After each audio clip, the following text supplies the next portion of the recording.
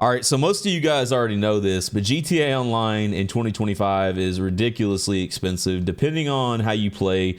If you are a brand new player, which there are a lot of new players that are still starting out here, man. I mean, literally right now, there's a level 5 in here, there's a level 6 in here. I mean, it's crazy, man. Like, I think there's what, 16 in here right now. Some people may have even gotten an account from somewhere else or something, besides building it up legit, which I don't necessarily recommend doing, because when we get into GTA 6, that's literally all we're going to be doing in GTA 6. We're all going to become grinders again.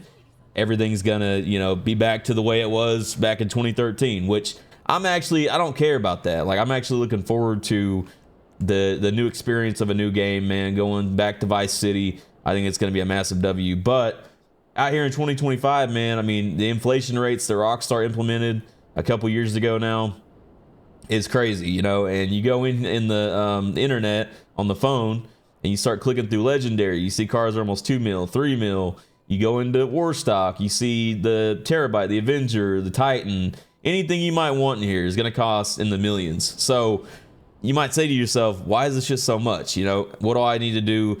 Because you spend countless amounts of hours doing Cayo Perico heists, Bogdan problem heists, and then you have to end up buying that stuff. Now, over time, you collectively will do that, but you got to understand, like, people don't get this stuff has come out through several years, like me personally, and I always say this, I can't imagine like actually fully starting, having no idea of anything about the map, having no idea how the players are in it, how the rank works, stats, any of that, let alone getting like all the weapons, getting the vehicles that you need to have, apartments, garages, doing stuff with the casino, all that stuff, man. Like, to me, it's just crazy. And you guys may not agree with that, or you might agree with that. I don't know.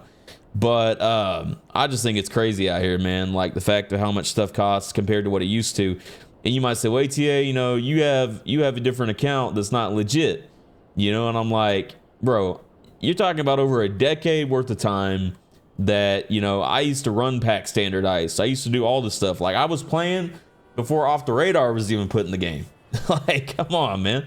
Like, you didn't have all the stuff you had now. They actually make it easier now than what they used to. Before, you didn't have no 4 million start and have the option to do criminal enterprise packs and all these other things with GTA Plus and stuff. Like, you had to start off with a damn SNS pistol, some damn gray ass jail joggers, and some slides out of prison, man. Like, that's how you had to start, and from nothing. I don't even think it gave you any money. Like, maybe it gave you $1,000. I can't remember, but money was just different back in the day, man, of GTA Online. And whether you played on PlayStation, Xbox, or PC, you would know. If you're more of an OG player from back then compared to now, that you would know how expensive it is now compared to then. So in a way, I can kind of like have some kind of sympathy for these people, but in a way I don't, because they started so late. If you chose to start 12 years in, you literally can't blame nobody else except for yourself at that point. You're either too young to play it, for whatever reason, you're just under a rock and had no idea it was out, because they promoted it in several types of ways,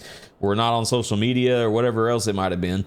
I don't know, man. But there's no way people didn't know, unless they were just more than likely too young to know. So, like I said, man, let me know what you guys think. You guys are still trying to get money out here. The best legit ways that I know of is to do Cayo Perico heist, do Bogdan problem heist.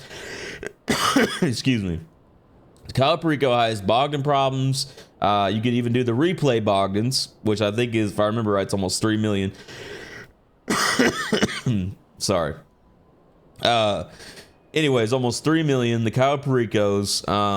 I don't really recommend doing public missions. If you want to do missions, I'd recommend staying in invite-only sessions.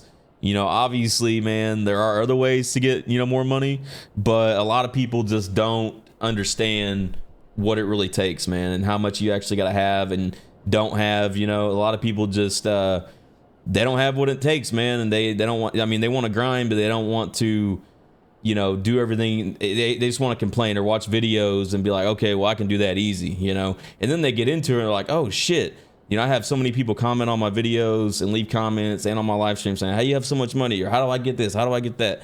So people are curious and they want to know, but these people, man, they don't know what to expect. You know, I think that's the biggest problem. They don't know what to expect, and they thrive on being able to try to get somewhere that they should have been a long time ago.